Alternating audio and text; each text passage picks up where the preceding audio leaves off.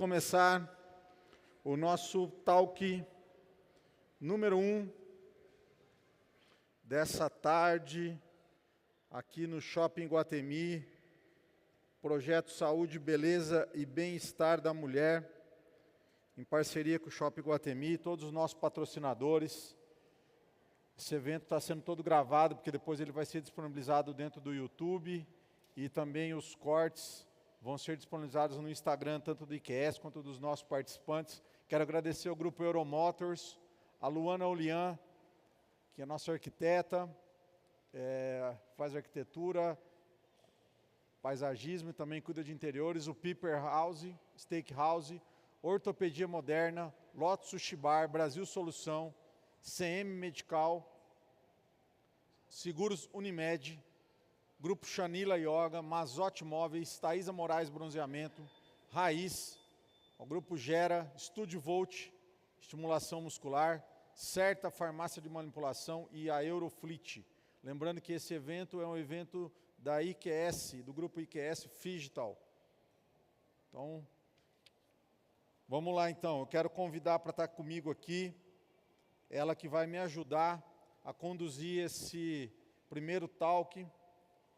Ela que é empresária e digital influencer, empresária com mais de 200, digital influencer com mais de 230 mil seguidores no Instagram. Nas suas redes sociais é possível ver muita interação entre dicas de beleza, moda e vida saudável, além de muito conteúdo sobre seu lifestyle, com muita beleza, estilo no mundo da moda feminina. Vem para cá, Denise Olian, seja bem-vinda. Vem aqui, Denise. Denise, senta do meu lado aqui, por favor. Obrigado, viu? Imagina. Obrigado, prazer é meu. Aqui. Aí, vamos lá. A Denise já está aqui, ela que vai ser minha parceira nesse talk. Eu quero chamar para estar comigo aqui também, ela que é médica especialista em acupuntura. Muita experiência nessa área de atuação, um consultório já consolidado, uma carreira consolidada nessa área. Eu quero convidar para vir aqui a doutora Luciana Aidar. Doutora, seja bem-vinda. Essa especialidade, que é uma especialidade fabulosa. Vamos lá, doutora, por favor. Uma especialidade diferenciada, doutora. Pode sentar aqui, ó. Obrigado, viu? Quero convidar ele, que é médico especialista em otorrinolaringologia, especialista também em otologia clínica e cirúrgica, trabalha no corpo clínico do Hospital IORP, uma das maiores referências em otorrinolaringologia da nossa região, doutor Adriano Reis. Obrigado, doutor. Seja bem-vindo. Obrigado, viu? Doutor, pode sentar aqui, ó. Quero convidar ela, que é fisioterapeuta, especialista em fisioterapia pélvica e estética íntima. Também tem um trabalho muito legal com óleos essenciais. Quero convidar a doutora Mayra Braga. E aí, Mayra, seja bem-vinda. Tudo bem? Tudo bom. Ó, pode sentar aqui, ó, o seu microfone aqui, obrigado. Quero convidar também ele que é médico oftalmologista, especialista em glaucoma, oftalmologia pediátrica e estrabismo, pertence ao corpo clínico de uma das maiores referências em oftalmologia do nosso estado, Dr. Cássio Vasconcelos. E aí, doutor? Seja bem-vindo. Tudo bem, doutor? Como é que tá? Tudo bem? Ó, seu microfone aqui, ó. Pode sentar aqui. Deixa eu ajeitar aqui. Eu vou sentar ali, Denise. Eu não vou colocar a doutora aqui, eu vou sentar aqui na ponta. Tá bom? Então vamos lá, organizando aqui.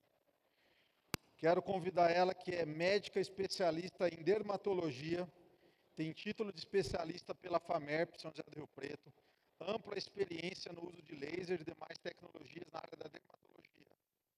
A doutora, falhou aqui?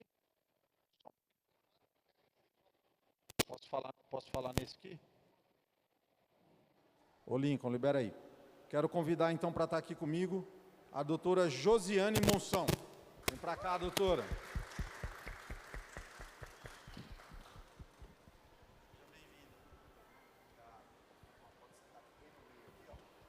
eu vou sentar na pontinha. Olha o microfone, doutor. Deu certo já? Aí, muito bom. Estou bem feliz que vocês estão aqui. Olha que coisa bonita aqui, time bonito, né? Hein, Denise? Muito legal, né? Tá ligado já.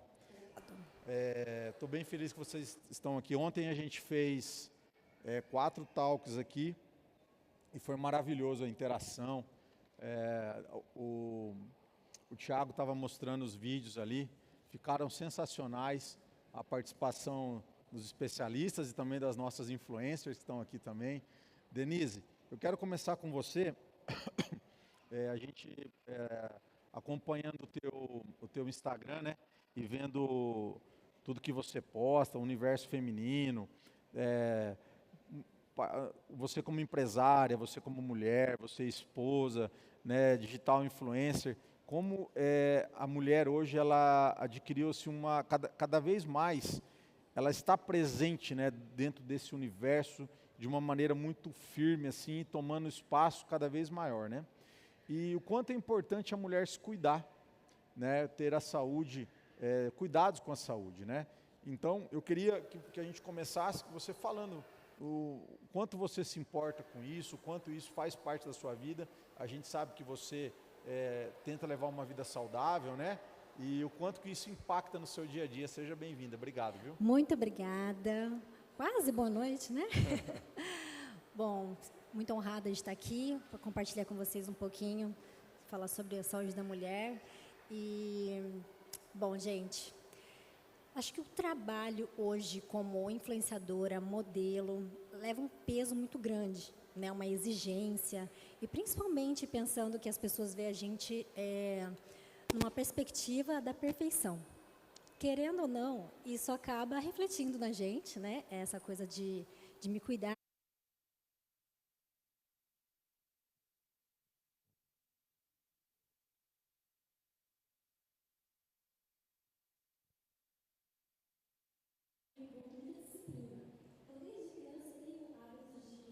De fazer atividade física, de alimentar bem, e então isso me ajudou bastante, né? Eu conheço meus pais com isso. Então, sempre fui muito focada no esporte, gosto de ser competitiva, gosto de atividades de esportes. Então, isso eu priorizo bastante. A alimentação também é algo que eu gosto de focar.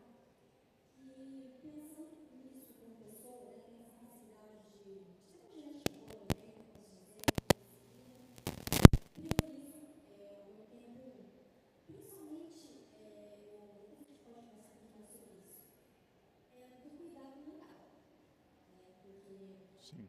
tudo que a gente vê é muito, muito visual, né, muito auditivo, acho que isso acaba influenciando bastante.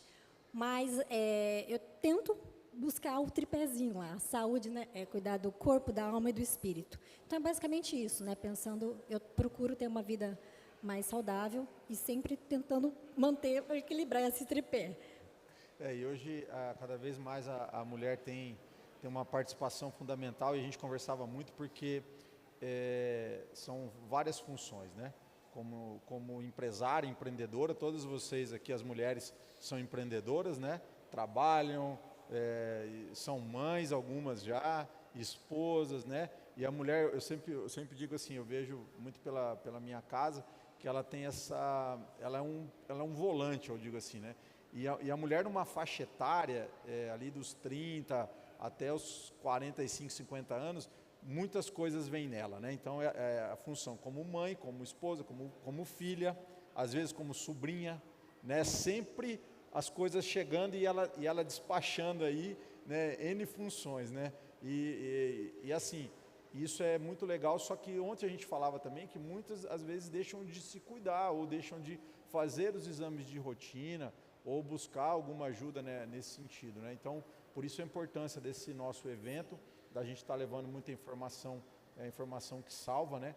E com áreas diferentes. Hoje, talvez aqui está bem legal mesmo, né? Eu tenho um otorrino, eu tenho uma acupunturista, eu tenho uma dermatologista, eu tenho um oftalmo e tenho uma fisioterapeuta. Então, tá bem jóia mesmo. Obrigado, tá bem legal esse talk de hoje. Doutora Josiane, fala para nós, hoje, a parte da estética hoje ela é muito buscada pelas mulheres, né? E a gente esteve lá recentemente no nosso podcast, né, falando da naturalização, né? O quanto que isso vem sendo implantado, né? Porque não a estética a qualquer preço, né? Muitas vezes a estética ou profissionais exageraram. E o quanto essa naturalização tem sido buscada e o quanto isso é tendência daqui para frente. Sim, a naturalização é um movimento de trazer a beleza com naturalidade, né? Então, acho que assim, a busca pela beleza não pode ser uma busca desenfreada, a qualquer custo, com procedimentos exagerados. Isso não traz a jovialidade que os procedimentos buscam trazer para os pacientes, né? Todo mundo que busca um procedimento estético hoje está interessado em rejuvenescer ou em manter aquela beleza, não envelhecer de maneira desagradável, né? E a naturalização veio com essa proposta de trazer a beleza, porém mantendo a naturalidade, sem transformação. Então, realmente é uma tendência que veio para ficar e a gente vê esse movimento não só na dermatologia, né? Mas também na moda, o fim dos exageros. A gente fala que é o fim da era dos exageros, né? E acho que isso realmente traz mais beleza, traz mais qualidade no procedimento. E quando a gente fala de naturalização, a gente não está dizendo não fazer nada ou fazer muito pouco. Muito pelo contrário, a gente utiliza todos os recursos que a dermatologia tem para realizar um procedimento com qualidade, né? Para realizar um procedimento que a pessoa que te conhece fala, nossa, você está muito bem, você está mais descansada, você está mais elegante, mais bonita, sem saber o que foi feito. Então, o belo da dermatologia é trazer a beleza sem ninguém perceber, sem ficar com estigmas de procedimentos estéticos mal realizados, né? Porque o que acontece muito, a gente, de repente, quando é o excesso, consegue ver na hora, né? Já olha e fala, né, já essa coisa. E tem a beleza dentro de cada idade também. Eu acho que, né, é tão bonito, né? Eu acho assim, eu vejo a minha mãe tem 73 anos. Eu acho a minha mãe bonita dentro da idade dela, que ela se cuida, sempre se cuidando, então isso é fabuloso.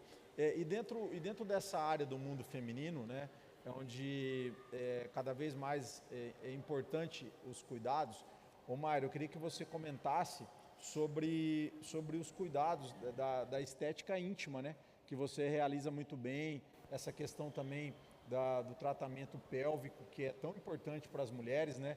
E às vezes elas chegam numa faixa de idade onde passam por alguns problemas, né? E às vezes passam até algumas situações indesejadas e às vezes não sabem que existe tratamento, e inclusive nessa área, né? Que é uma área, às vezes, com um pouco de tabu, né? E eu gostaria que você comentasse sobre isso. A parte da estética íntima, que é a parte... Isso, pode falar bem perto. Pode. A parte da estética íntima, que é a parte que eu desenvolvo lá no consultório, é justamente para isso. As mulheres maduras, elas, na menopausa, elas não têm tanto conhecimento que existe esse tipo de tratamento para realmente devolver a jovialidade, né, da vulva, da vagina, na parte externa, né, que a gente está ali cuidando, para melhorar a flacidez, a dor, melhorar realmente o aspecto fisiológico que, como o rosto envelhece, a vulva também envelhece.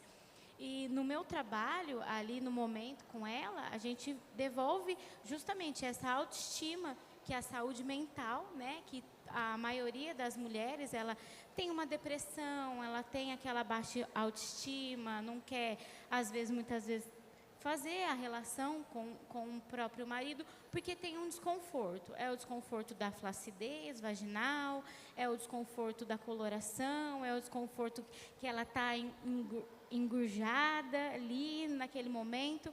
Então, a gente está ali para devolver essa autoestima e para ela se amar, porque o autocuidado não é só ela tá ali com o namorado ou o esposo e não estou bem. Não, é o cuidado dela se olhar e ela se sentir bem com o que ela está vendo no espelho. Legal, isso é importante demais, né? E dentro da otorrinolaringologia, doutor Adriano, existem alguns casos que as mulheres também precisam tomar mais cuidado. Existem algumas doenças ou algumas patologias que estão mais sujeitas para as mulheres. Eu gostaria que você comentasse sobre isso e já o tratamento que existe para esse tipo de patologia, que são mais incidentes em mulheres. Oi, Renato. Seja bem-vindo, doutor. Obrigado. Eu queria imensamente agradecer o convite, parabenizar você e todos os envolvidos da IQS pelo belo trabalho que está sendo feito aqui. A informação que salva é muito importante. Obrigadão. Doutor. Então, no otorrino, existem algumas patologias que são mais relacionadas às mulheres. Uma delas que a gente sempre conversa, que a gente vê mulheres jovens que nos procuram, é a otosclerose, que é uma ossificação, né, da cadeia ossicular com a cóclea, e isso leva a uma perda auditiva. E ocorre em pacientes jovens, de 20, 30 anos, já começa a perder a audição. E isso limita muito aí a vida das pessoas. Não é uma doença exclusiva de mulher, mas a gente sabe que o maior número dos pacientes com a otosclerose é a mulher. E a otosclerose hoje tem tratamento medicamentoso, tem o uso dos aparelhos, tem também até uma cirurgia que pode reabilitar essa audição. Uma outra patologia também muito comum no nosso consultório é a rinite gestacional. Sim. Quem é mãe sabe que com o passar da gestação, a gravidez, vai tudo inchando um pouquinho, o nariz fica obstruído, é difícil para dormir, é difícil para respirar. A esposa começa a roncar, o marido incomoda, e hoje existe também medicamentos seguros que a gente pode estar realizando um tratamento adequado, um tratamento seguro, que a gente vai controlando, tateando aí essa patologia. Ainda mais na gestação, né, doutor, que preocupa muito, né? Eu acho que quem já teve filho aqui sabe, qualquer probleminha ali na gestação, já se liga um alerta, né? Será que eu estou com alguma coisa? Que a rinite pode ser um desencadeador. Já vamos viajar. Ontem foi muito legal que a Bárbara Brunca estava aqui ontem, né? E ela falou o seguinte, que na hora que ela abriu o Google para ver algumas coisas, ela falava, nossa, eu morri umas 4 vezes só de ver o Google, né? E às vezes você, né, doutor? É tão isso, né? E porque às vezes numa rinite, que é uma coisa simples, mas a mulher que está grávida, ela pode falar, nossa, será que eu já não estou com uma pneumonia? Sei lá, dá umas viajadas assim, né? E, Renato, não é qualquer medicamento que pode ser utilizado, né? Exatamente. São medicamentos específicos que a gente sempre orienta, a gente deixa para o nosso paciente em casos mais graves, né? Casos que estão incomodando muito a qualidade de vida. Com certeza. E, doutor, dentro da oftalmologia, nessa edição da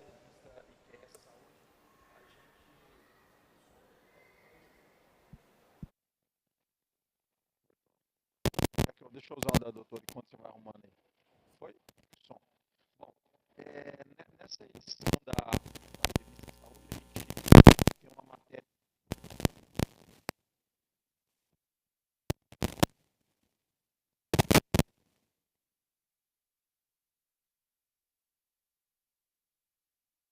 Mas que pode ser muito grave.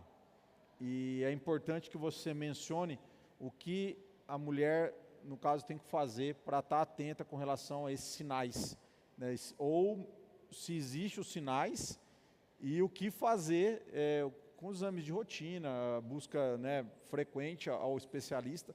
E é muito importante, né? Quando a gente reúne especialistas aqui, a gente entende que cada vez mais a importância de um especialista na vida da pessoa, né? E que ela pode buscar um especialista para cada problema aí. Primeiro agradecer a vocês esse evento aqui, muito bom. Você já sabe muito bem conduzir isso e a gente agradece. Obrigado, doutor. Bom, em relação às doenças crônicas que não dão sintomas, elas são assim, vamos dizer, é o calo da humanidade, né? Porque a gente tem uma fase onde você esquece um pouco de cuidar de você, né? É a fase que você saiu da faculdade, está construindo uma família, construindo o teu patrimônio, e você está com força total, né? Então você se acha meio super-homem, fala, não, eu não preciso ir no médico, não, estou bem. Às vezes eu tenho uma boa dieta, eu vou na academia, então eu não tenho nenhuma doença, eu estou bem. E esse é o grande problema, porque tem doenças que não dão sintoma algum. e são irreversíveis. O glaucoma é uma delas. Então, o glaucoma é uma doença onde você, às vezes, enxerga muito melhor de um cara do que uma pessoa que está com óculos. Você fala, nossa, eu enxergo melhor, eu não tenho nada. E a hora que você vai ver, o glaucoma está avançado, né? E é simples para você ver. Um exame oftalmológico, assim como na otorrino, tem exames básicos, a gente detecta tanta coisa. Na otorrino você pode detectar alguma neoplasia, alguma coisa que vai impactar demais a vida da pessoa. Na dermato também, os melanomas da vida, os câncer de pele, né? E na oftalmo não é diferente, né? Então, as pessoas que têm histórico de família, elas já são mais atentas. Mas o grande problema são as que não têm. Então, as que não têm, vai levando, a hora que vai no médico tem um susto, aí vem a depressão junto, porque acha que não vai sair. Bom, enfim, tudo tem tratamento, tudo, às vezes não tem cura, mas tem controle. O glaucoma é uma que tem controle. E em mulheres, principalmente, quando chega na menopausa, você tem umas alterações hormonais que pode levar a uma incidência maior em algum grupo de mulheres de glaucoma. A menopausa. Então, o que acontece? Você chega com um exame simples, você consegue detectar muita coisa, né? Então, o que a gente sempre fala para nós médicos, a melhor coisa é a detecção precoce, é o diagnóstico precoce, e ele só acontece quando você vai até a gente, porque em casa, às vezes o Google te assusta mais, mas ele não te resolve o problema, não. Só um pouquinho. Aqui está funcionando ou não? Não está? Está funcionando? Ah, está funcionando. Aí sim, peraí. Então, e essa questão do Google é muito importante, eu acredito, porque as pessoas acabam buscando muito a informação errada. Lógico que o Google não podemos dizer, é o maior buscador do mundo, mas ele não é a pessoa certa, né, para te dar essa informação, para isso que existem os especialistas, né? E falando em especialista... Renato, só um pouquinho. Pode falar, Google doutor. te leva ao médico e, ao mesmo tempo, ele te afasta do médico. Exatamente. Quando que ele afasta? Se você... Vamos citar o exemplo do colega otorrino. Se ele dá um diagnóstico e fala que o caso é cirúrgico, ele tem base para falar isso.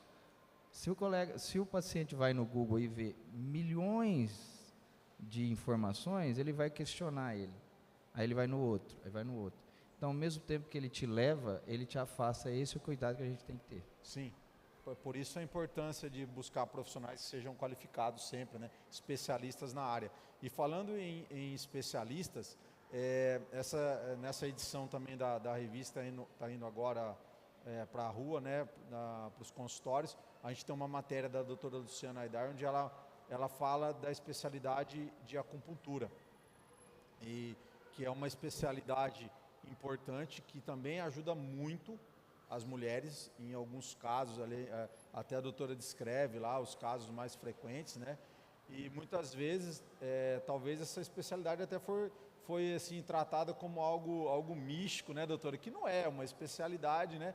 Ela é uma especialidade importante, uma especialidade que tem toda a base científica, né? E o quanto ela é importante também na vida das mulheres, lógico, na vida de todo mundo, mas aqui nós estamos falando do assunto das mulheres, né? E eu queria que você falasse um pouco da sua experiência dentro do universo feminino. Quais são os casos que a acupuntura realmente trabalha, ajuda essa mulher? Você que tem uma experiência muito grande, né? Foi uma das primeiras acupunturistas da nossa cidade, né? Lá atrás, né? Já faz um tempo, né, doutora? Não vamos entregar a idade aqui, mas já tem uma boa experiência. Doutora, obrigado, seja bem-vinda. Boa tarde, obrigada pelo convite, obrigada. Está funcionando? Deixa eu ver. Peraí. Oi. Aí foi. Nada como uma especialista, né? Aí sim. Obrigada. Boa noite, ou boa tarde, né? Obrigada pelo convite, por estar aqui. Da gente esclarecer várias dúvidas e várias interrogações aí, enfim. A acupuntura ainda tem um olhar místico, vamos colocar assim, né? falta muito você explicar como funciona, não essa coisa de, é ponto no canal de energia, mexe com a energia, fica uma coisa vaga que explica, mas não explica, né? E ninguém entende muito, acabam se fazendo pelos efeitos que as pessoas percebem, a melhora, mas também não entendem muito o que está acontecendo, né? É uma especialidade médica, tem embasamento científico, tem muitas pesquisas sérias mostrando o porquê funciona. Existem muitas dúvidas, muitas coisas ainda não explicadas, porque a gente ainda tem falhas em, principalmente, explicar como a neurofisiologia funciona, né? E é o embasamento principal, mas é ciência, não é misticismo, não é curandeirismo. E dentro do universo feminino, não é religião, não tem nada a ver com religião, porque às vezes alguns pacientes nada a ver com religião, né? É uma ferramenta da medicina, é um arsenal a mais para tratar o paciente, principalmente quando você tem uma disfunção, né? A acupuntura ela é muito bem indicada enquanto a função de algo do organismo não está legal. Ela tem a limitação dela. A partir do momento em que a anatomia é alterada, ela já é complemento, ela não é mais suficiente. Então, ela tem a limitação dela, não é panaceia para todos os problemas e nem especialidade, assim, ninguém resolveu, é o caso mais complicado, manda para a acupuntura.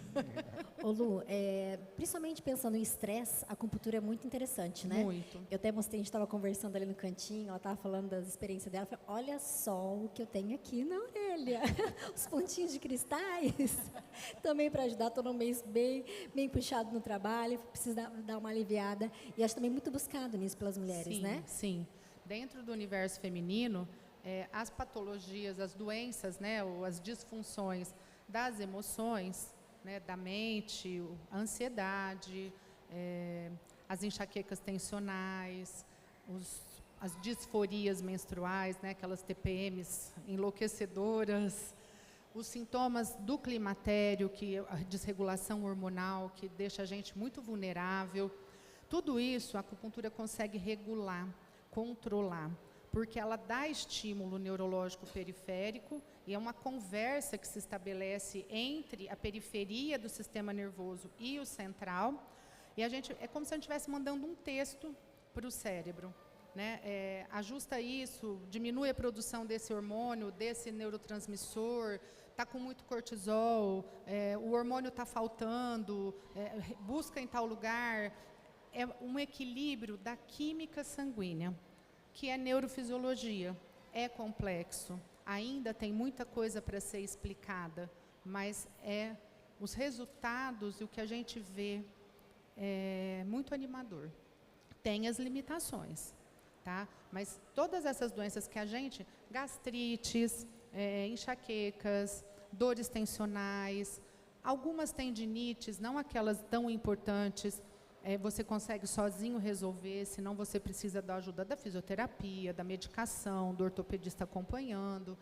É sempre um grupo de colegas cuidando do paciente. Hoje a gente não tem mais essa medicina geral, que um médico cuida de tudo. Infelizmente, ou enfim, felizmente, né, não é o motivo aqui, mas é muito conhecimento para a gente querer que um só colega consiga fazer essa leitura, escanear tudo e atender a tudo. A acupuntura ainda é uma especialidade meio generalista, porque vem o paciente da oftalmo, vem o paciente da otorrino, vem o paciente com aquela urticária, que é difícil para resolver e às vezes só a medicação precisa controlar a parte da emoção, que mexe com a química e que também favorece a melhora. É complexo, mas a acupuntura no universo feminino, e as mulheres procuram mais, acabam procurando mais, tem menos medo da agulha. Hein, doutor, e não é nada, assim, eu já fiz acupuntura, não tem dor, né? Não, É, não. é indolor o processo, né? É preciso falar isso, né? A acupuntura, você vai falar, mas não dói nada. Eventualmente, você vai sentir ali uma coceirinha, uma picadinha, algum incômodo que vai durar milissegundo. Não é para ficar doendo. Se estiver doendo, você precisa nos avisar, a gente vai corrigir a posição e não é para ficar te incomodando. Isso tem muito do cultural, né? Às vezes tem paciente que eu nem coloquei a agulha, ele já fez, ai! Eu falo, oi! Calma, vamos respirar, né? Não dói. Eventualmente sente um choquinho, toca um nervo, toca um tendão, mas é muito fugaz, é muito rápido esse desconforto. Ele não é para ficar permanente, não é sessão de tortura. É uma especialidade que pode ajudar muito, né? É muito importante, né? Sim. Por isso que é importante ter informação, né? Denise, você viu que legal a gente está aqui levando informação e você vê que é como se a gente estivesse entrando no consultório de cada um deles, né? Porque como isso é difícil, talvez o paciente tenha até muito tem um tabu ou tem medo de buscar ajuda, né? E aqui está tendo a oportunidade de conversar aí com 5 especialistas, bem bacana isso, né? Eu gostaria de fazer algumas perguntas aqui. Por favor, fique à vontade. Para a doutora Josiane. A gente estava conversando, né, que Deixa eu só te dar aqui agora tá tendo esse movimento de uma estética mais naturalista, mas ainda é muito forte a questão da perfeição, né? A pessoa vir com uma referência. Eu falo isso porque eu trabalhei por muitos anos como maquiadora. E quando eu chegava, eu atendia na casa da cliente, ela vinha com uma foto da Angelina Jolie. E eu quero ficar igual, essa era a minha referência. E a pessoa tinha os traços bem diferentes. Então, essa coisa de eu quero ficar igual, eu quero isso, é legal ter referência. Mas qual que é o limite disso, né? Quando a pessoa vem, não, eu quero desse jeito. Legal. Como que deve ser uma linha bem tênue, né? De você dar a sua opinião como profissional, né? Pensando também do que é bom. Você já sabe o que é bom para ela e a questão do que ela gostaria, a expectativa dela. Acontece isso? Com certeza, muito. Eu acho que a rede social, o Instagram, os filtros, as selfies, né? A pandemia também, porque as aulas online, então a câmera ali frontal, né, muito utilizada, potencializou isso. Então as pessoas usam muitos filtros. Antigamente as comparações eram, por exemplo, com revistas, com pessoas da televisão. Hoje em dia são com filtros totalmente irreais. E por aparecer ali na foto, elas acham que aquilo é alcançável, é atingível, né? E eu acho que o limite é a ética médica. Porque muitas vezes eu falo para a paciente, não, eu não vou colocar um volumizador, não vai ficar bem, isso vai te envelhecer, não vai te embelezar. E tem insatisfações pelas próprias pacientes quando a gente fala isso, mas eu acho que está no nosso limite ali de ética, de causar mal para a paciente, de não trazer a minha função ali, que naquele momento é melhorar a autoestima, embelezar, né? Então, eu acho que o meu limite realmente é quando entra ali na minha ética, que eu falo, não, isso não vai ser legal, isso vai causar um prejuízo, às vezes até uma disfunção, né? Então, o exagero, às vezes, não é só estético, às vezes causa uma disfunção para a paciente, a gente tem que estar pensando nisso, né? Não só pensando no financeiro ou pensando em perder a paciente. Às vezes eu prefiro perder a paciente do que perder o meu trabalho, né? A minha carreira, o que eu prezo ali. Então, hoje em dia, menos, porque as pacientes, e tem essa comunicação aí, elas vão falando umas para as outras, né? Quem busca, já busca mais naturalidade. Então, quem me procura hoje em dia já sabe o meu perfil de tratamento. Eu gosto muito das tecnologias, justamente por trazer a naturalidade, a beleza, a jovialidade, a melhora da qualidade de pele, sem os exageros. Então, acho que o perfil de paciente vai atraindo de acordo com o perfil do médico também, mas realmente tem sim, e isso ainda acontece, de querer parecer com aquele filtro, ou com aquela colega, ou com aquela influencer, e realmente a gente tem que prezar pelos traços, pela idade da paciente, né? Tudo isso tem que ser analisado pelo movimento que a paciente faz. Às vezes na estética parada fica bom, mas ao movimento aquilo não vai ficar legal. Então, é todo um estudo que a gente faz para indicar um procedimento. Além disso, as redes sociais também trouxeram essa facilidade de conhecer o nome, às vezes, do procedimento, né? Então, os pacientes chegam pedindo, eu quero realizar tal procedimento. E, às vezes, aquilo não é indicado naquela faixa etária, naquele tipo de pele, naquele tipo de flacidez. Então, também cabe a nós, médicos, impor o limite, não superindicar um procedimento, justamente para preservar o paciente, né? O nosso foco tem que estar centrado ali no paciente, no bem-estar dele e não em alguma outra coisa, um retorno financeiro, talvez. Então, acho que realmente esse é o limite. Muito legal, realmente faz muito sentido isso. E- Renato, Oi, o que doutor, eu pode falar. vejo ultimamente a medicina durante anos, ela trabalhou com um padrão, uma regra, né? Ó, pressão arterial, 12/8, pressão do olho, 21, tal. Todas aquelas regrinhas. Então, a gente sempre trazia o paciente para essa regra. E a tecnologia na medicina e os trabalhos, o investimento, veio mostrando que a gente está saindo disso aí e personalizando. Individualizando. Individualizando, que nem o glaucoma. O glaucoma, durante um tempo, a gente fazia diagnóstico de glaucoma pela pressão. Pressão de 21 para cima, glaucoma. 21 para baixo, não é glaucoma. Nessa, muita gente ficou cego. Tinha pacientes com pressão de 12 com glaucoma. E pressão de 27, sem. Mesma coisa, a pressão arterial. Pacientes com pressão arterial muito alta, você não pode abaixar, senão o paciente não tem qualidade de vida no trabalho. Eu acho que nós estamos chegando perto da personalização e eu acho que na tua especialidade também, que o menos é mais, né? E o pessoal quer o mais acima de tudo, né? Exatamente. A naturalização, o termo, né, esse movimento, a gente está tentando trazer essa normalidade, né, a beleza em cada idade, como você disse, mostrar, né, que os traços podem ser valorizados. Então, é valorizar o que cada um tem de belo, corrigir alguma pequena imperfeição ou coisa que atrapalhe o paciente, né, mas não exagerar. Então, é realmente individualizar, valorizar os traços próprios, né, do paciente, sem transformá-lo, né? Então, realmente, é bem uma individualização. Cada paciente é único ali na minha frente. Não é porque eu tenho tal e tal tecnologia que eu vou oferecer a mesma para todos que passarem ali no dia, né? Cada um precisa, cada um tem uma indicação correta de determinado procedimento.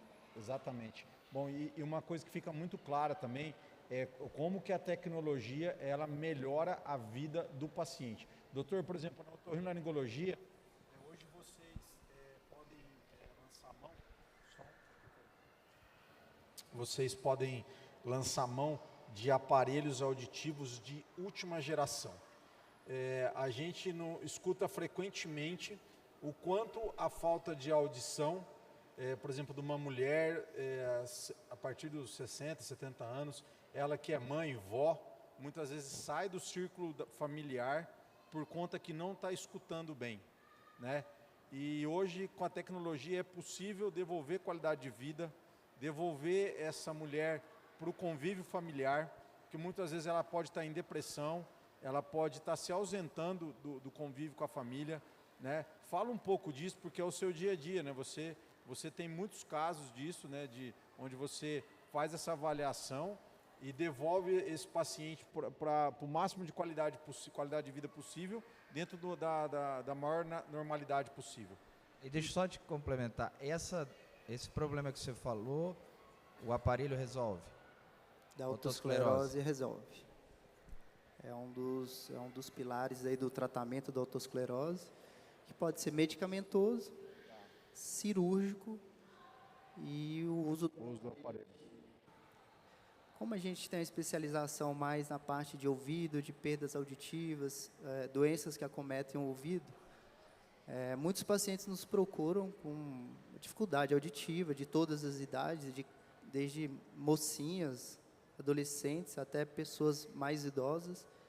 E hoje, graças à tecnologia, ao estudo, a gente consegue reabilitar qualquer tipo de perda auditiva. Não é só com os aparelhos, existem vários tipos de implantes, né? Implantes de conduções ósseas, implantes cocleares, e a gente consegue reabilitar desde uma perda auditiva leve, que pode estar trazendo um desconforto para o paciente, até aquelas perdas auditivas profundas, né, severas profundas, que é o grau máximo de perda auditiva.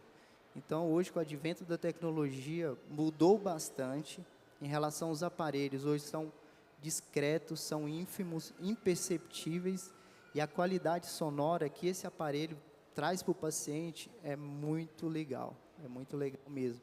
A gente tem a possibilidade também de testar, mesmo tendo uma audição normal, a gente consegue ver a qualidade auditiva que esses aparelhos trazem. E o preconceito de usar um aparelho auditivo vem diminuído com o passar do tempo. A gente sempre vem batendo na tecla, mostrando a necessidade, a importância de ouvir bem. Como você mencionou, né, Renato? Quem não ouve bem, ele não tem a vontade de estar aqui escutando, ele não tem vontade de estar com seus familiares, comunicando, participando. No idoso, na idosa, é mais comum associado até à depressão, o isolamento familiar, a depressão, e a perda auditiva até nos arremete a alguns outros diagnósticos, Alzheimer, a gente sabe que tem alguma coisinha ali a ver, então a gente sempre fica com a pulga atrás da orelha, sempre investiga e propõe um melhor tratamento. Doutor, já teve casos que, entre aspas, se diagnosticou Alzheimer e foi ver, era perda auditiva, né? Sim. Já acontece isso, né? Existe bastante, até em crianças também, né? Crianças que têm problemas escolares, acho que a criança não aprende muito bem, quando vai ver, a criança está com a perda auditiva, que está atrapalhando seu aprendizado, seu desenvolvimento escolar, seu desenvolvimento social. Tudo relacionado à audição. Muito legal, por isso que é importante a informação. Ô Mayra, sabe uma coisa que a gente falou lá naquele dia do podcast que eu achei muito bacana também? A questão do tratamento que é realizado para incontinência urinária. E você falou muito legal, porque muitas vezes algumas mulheres podem passar por isso, passam vergonha muitas vezes e não buscam ajuda, né? O quanto que é importante o teu trabalho para ajudar isso nessa questão da incontinência também, e o quanto que isso melhora a qualidade de vida dessas mulheres também. A incontinência, assim, as mulheres, elas relatam muito, né, hoje em dia, que eu perco um pouco de xixi, não perco. Não é normal, né, você perder xixi, eu acho que em momento nenhum da nossa vida. E o nosso trabalho que a gente desenvolve na clínica é justamente para isso, para devolver a qualidade de vida. Porque igual eu venho muito, estou ouvindo muito falar sobre isso, sobre a parte da estética íntima, não é só a parte estética, mas sim a parte da saúde também, que na hora da relação, ou até mesmo no dia a dia da mulher, que ela tem essa perda, falo, me procura, vem até ao consultório, vamos fazer um treino, né, para essa parte da incontinência, porque não é normal em momento nenhum você ter essa perda da urina e do xixi. Muitas vezes é assim, a gente pega lá na clínica uma pessoa que corre, uma pessoa do crossfit, né? A Denise corre, a Denise sabe muito bem. Eu conheço uma pessoa que a Denise conhece, ela acabou de fazer uma cirurgia para incontinência e ela falou, eu fui pular corda, estou fazendo xixi ainda. Então, é muito bom e vale ressaltar. Né? Isso, através do esforço. Né? Através do esforço.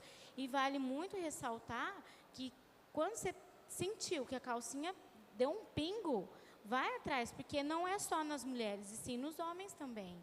Né? E isso acaba afetando e impactando muito a qualidade de vida, tanto do homem quanto da mulher. E depois que a mulher passa por esse processo hormonal, que é o da menopausa, com a perda do estrogênio, do estrógeno, ela acaba ficando mais vulnerável também, e essa frouxidão vaginal acaba com que ela tem essa flacidez, e a gente cuida, tanto no laser, quanto no treino, o homem também, depois dos 45, que ele já vai lá para o prócto, que ele vai fazer o exame do toque, né? E ele sente realmente, quando tem essa alteração da próstata, ele sente essa vontade a mais de fazer o xixi, e a gente orienta mesmo a procurar, porque não é normal, né? E acabam incomodando muito. Não pode achar que é normal, né, Mara? Não pode achar que é normal, gente, perder xixi, viu? Muito tá bem. Bom, doutora Luciana, uma dúvida que na hora que você estava falando veio na minha mente. A partir de quanto tempo já se começa a sentir o resultado com a acupuntura? Lógico, eu acho que tem casos e casos, né? Uma enxaqueca, no caso da menopausa, tensão. Mas a partir, em média, mais ou menos, ou por diagnóstico, a partir de quanto? Sim, como você falou, varia, depende de vários fatores, a gente precisa avaliar em consultório, mas uma média para a gente colocar ali, 12 a 20 sessões, o que dá em torno de 3 a 6 meses de tratamento, você tem que ter uma resposta. Se você não tiver uma resposta, se não total, pelo menos parcial, você tem que rever. Você está fazendo alguma coisa errada, você não está conseguindo perceber qual é o real problema, você tem que reavaliar.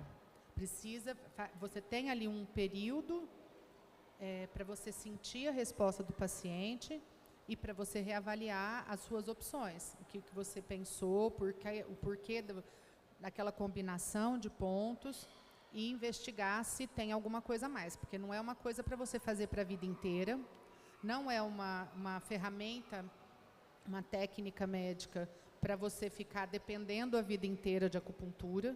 Tem começo, meio, fim. O que acontece é que às vezes o paciente chega para tratar uma coisa, melhora aquilo, começa a melhorar outras coisas que não eram tão aparentes, que ficavam em segundo plano, e a gente continua tratando outras coisas, mas o objetivo é sempre alta. O objetivo é sempre finalizar e melhorar aquela queixa que o paciente trouxe. Então, em média, 12 a 20 sessões, que é 3 a 6 meses. Que é legal isso, né, doutora? Porque é uma forma da gente desmistificar também, ou seja, que existe começo, meio e fim, né? No tratamento com a acupuntura, né? Sim. Isso tem que ser individualizado, né? Isso em consultório, na consulta, na anamnese, como qualquer consulta, qualquer especialidade médica, a gente depende da consulta para identificar o que está acontecendo, para fazer um raciocínio diagnóstico, para definir quais são as propostas terapêuticas, esclarecer as dúvidas. É personalizado, não é uma receita de bolo. Para enxaqueca, é esse ponto, esse ponto, esse ponto, esse ponto. Para gastrite, esse ponto, esse ponto, esse ponto. Não, porque se eu tratar todo mundo assim, mais da metade dos meus pacientes não vão melhorar. Sim. Em média, quanto tempo é uma sessão? Cássia, e em geral, 20 minutos com as agulhas. A maioria dos pacientes, a gente precisa dar um estímulo de tonificação. Então, 20 minutos. Se a gente precisar fazer um estímulo dispersivo, aí você precisa deixar mais tempo. Mas a maioria é tonificação. Então, em média, 20 minutos com as agulhas. Mas isso dá ali um tempo de sessão de põe 40 minutos. Antes de chegar no consultório, autorizar, ir até a salinha, depois sair, uns 40 minutos. A primeira consulta, eu tento muito, desde que eu me formei, fazer uma consulta rápida. Mas eu não consigo. Então, para a primeira consulta, eu sempre me demoro mais, porque eu faço realmente uma anamnese completa e gosto da interação e do vínculo. E eu preciso dessa interação para perceber nesse paciente o que é que realmente está fazendo a disfunção acontecer. Às vezes o paciente chega falando que está com uma enxaqueca e você percebe que não é bem uma enxaqueca.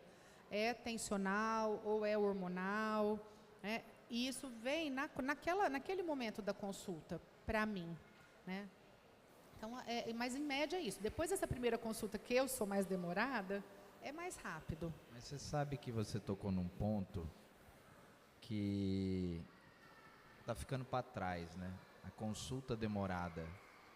A consulta demorada esclarece muito para a gente. E às vezes, por que fica para trás? Porque essa vida de você colocar mais paciente na agenda, de você, o próprio paciente que está na sala de espera querendo ser atendido mais rápido, mas ele quer que demore com ele, né? Ele quer que seja rápido, mas com ele seja demorado. Então, essa consulta, primeira consulta, você esclarece tanta coisa para nós, né? Porque às vezes aquele detalhe que você vai fazendo, fala, só um minuto, você está falando isso. O que eu tenho visto no meu consultório, que eu lido com patologia crônica e lido com crianças também, né? Eu lido com os dois extremos. O que falta é isso. O paciente sentar e falar, senta aí, conta para mim. Porque às vezes a gente recebe paciente de outros colegas, que o colega fez tudo certo. Ele só esqueceu de conversar. Ele só esqueceu de falar, é isso. conversar de maneira que o paciente entenda. Uma coisa é a gente conversar aqui, outra coisa é você, às vezes você tem que falar aquela linguagem que o paciente entende, porque a gente consulta desde o fazendeiro, o empresário, o mecânico. Então, às vezes a gente procura analogias dentro do mundo de cada um, porque com isso o paciente sai e fala, poxa, mas ninguém me falou isso. E é o que eu falo, os colegas, muitos, fazem a coisa certa, mas não sabe passar. Aí o paciente sai com aquele vazio, sai de mim, vai em você, vai nela, aí virou uma bagunça. Então acho que é esse ponto toda importante. Razão. Isso é realmente, a gente tem falhado, em geral, com esse tempo de consulta, né? Na faculdade tinha um professor que falava a queixa da maçaneta, né? Depois que você faz a consulta e tudo, a hora que o paciente vai falar tchau, que ele abre a porta e fala assim, doutor, mas eu esqueci, abre os ouvidos, porque esse esqueci vai te trazer muita informação. E às vezes o paciente, ele fica na nossa pressa, na nossa dinâmica agitada, ele se agita e deixa de contar alguma coisa que ele até pensou que era importante, mas ali na dinâmica, passa. Vira rotina, né? Você sempre E você perde a script. oportunidade. No meu caso, é um pouco melhor, porque como eu vejo esse paciente semanalmente, eu sempre coloco no final da consulta, olha, se ficou alguma coisa, alguma dúvida, durante as sessões a gente vai esclarecendo, se lembrou, esqueceu de perguntar alguma coisa, até para direcionar para outros colegas, porque surgem outras dúvidas. Doutora, aí procura o colega otorrino, porque, né, tá com esse zumbido, tá com autoesclerose, a acupuntura não vai tratar a autoesclerose, tá? Não vai melhorar esse grau de disacusia, não vai. Doutora, eu estou com uma dor retroorbital, mas está um pouquinho nublado, não estou enxergando. Procura o colega oftalmo, porque isso não é acupuntura aqui. A acupuntura vai te ajudar, mas você precisa olhar isso.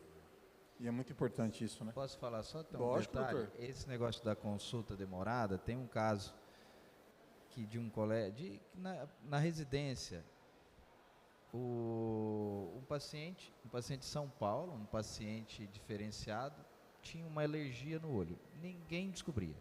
Passou nos melhores de São Paulo, não descobria. Aí, certa vez, foi num colega, mais antigo, falou, senta aí, vamos conversar. Aí falou, qual a rotina tua, a hora que você acorda? Aí ele foi, eu faço isso, eu tomo café, tal. E depois? Depois eu vou ler jornal, tá. E depois, tal. Você lê jornal na digital ou impresso? Na impresso. Olha só, onde estava a alergia dele. Ele punha a língua, molhava o dedo para girar o jornal e coçava o olho. Então, você vê, e ele resolveu o problema dele só tirando a informação e tirando aquela rotina, acabou a alergia. É a consulta demorada. Que muitas vezes não tem como tirar isso de outra forma. Eu não posso terminar esse bloco sem fazer essa pergunta para a doutora Josiane, porque eu acredito que é de interesse das mulheres, muitas mulheres. Nós precisamos terminar, mas a doutora, você fala disso. É uma questão importantíssima, até porque o nosso país é um país tropical. Os brasileiros valorizam muito essa parte, né, as brasileiras, essa parte do corpo, que é o bumbum, o glúteo. Eu quero que você fale para as pessoas, quem está nos escutando agora no YouTube, né, quais são os tratamentos hoje, o que a dermatologia hoje pode fazer, né, por esse aumento de glúteo ou tratamento de flacidez, né? Eu acho que é uma coisa importante que muita gente quer saber. Quer saber ou não quer, né? Falei certo? Com certeza. É isso aí. Fala da flacidez Já vou pegar meu abdominal. caderninho já. Eu acho que todas as áreas evoluíram muito, né, ultimamente, e a dermatologia evoluiu também com novos produtos cada vez mais seguros, novas tecnologias com resultados cada vez mais evidentes. E hoje em dia tem realmente essa tendência da busca pelo tratamento corporal, então a gente fala que o corpo é a nova face, né? Por muitos anos foi uma área negligenciada pela dermatologia e hoje em dia a gente tem muitos recursos para isso. Um dos tratamentos mais procurados hoje em dia realmente é a volumização glútea, o preenchimento de bumbum. Por um certo tempo foi esquecido porque os produtos não eram bons, eram preenchedores definitivos, com muitos riscos para as pessoas, riscos a longuíssimo prazo. Assim, então a pessoa fazia um procedimento e 40 anos depois ainda tinha complicação daquele procedimento. E hoje em dia, como eu falei, graças à evolução aí dos produtos, hoje em dia a gente tem produtos que é o ácido hialurônico de uso corporal. Então é um produto natural que tem no nosso organismo, que é reabsorvido e a gente consegue resultados muito interessantes. Eu falo que sempre assim, é o tratamento do paciente, né? A gente não trata apenas um glúteo. Então o paciente tem que estar numa dieta, numa atividade física, né? Você seria paciente ideal, inclusive. É só uma valorização, a dermatologia vem para somar, né? É uma valorização glútea que a gente faz para o paciente que já tem uma dieta e tem alguma imperfeição que deseja corrigir. As celulites, que são de difíceis tratamento, hoje em dia a gente consegue melhorar muito. A flacidez, a gente tem as máquinas hoje em dia que fazem um estímulo de colágeno de maneira natural. Então, o seu próprio organismo estimula colágeno, com menos riscos, com resultados realmente mais evidentes mesmo. Então, hoje em dia, o corpo é a nova face. A gente tem esse recurso e se a gente tem esse recurso, acho que tem que utilizar, né? Todos os tratamentos dermatológicos, eles contribuem para o bem-estar, né? E para a autoestima, eles não devem ser o foco da sua vida, eles vêm para contribuir, assim como o preenchimento de glúteo, os tratamentos faciais, né? Mas eles têm uma importância, uma relevância para contribuir, sim, para a autoestima, para o bem-estar, não só da mulher, mas o nosso foco aqui hoje é a mulher. Mas eu sempre falo, não deve ser aí a sua base, tem que estar tudo alinhado, né? Tem que ter a saúde mental, a saúde física tem que estar em dia também. E aí vem o bem-estar através da estética que a dermatologia proporciona. Muito bom, doutora. Essa pergunta tenho certeza que as mulheres gostariam de saber, viu? Então, por isso que eu fiz. Quero agradecer a presença de vocês aqui. É sempre muito bom, né? O assunto flui, né? E só que a gente tem um tempo aqui e senão a gente ficaria conversando mais, porque ainda mais vocês aqui que agregaram muito, profissionais de excelência. Muito obrigado pela participação de vocês e eu acho que valeu, assim, foi muito importante as informações que vocês trouxeram e vai servir muito para as pessoas no dia a dia. Obrigado a presença de todos. Denise, ainda continua comigo para a próxima, tá bom? Obrigado, gente. Uma salva de palmas aqui. Vamos fazer uma foto aqui, vamos lá? Faz uma foto todo mundo sentado e depois a gente faz uma em pé.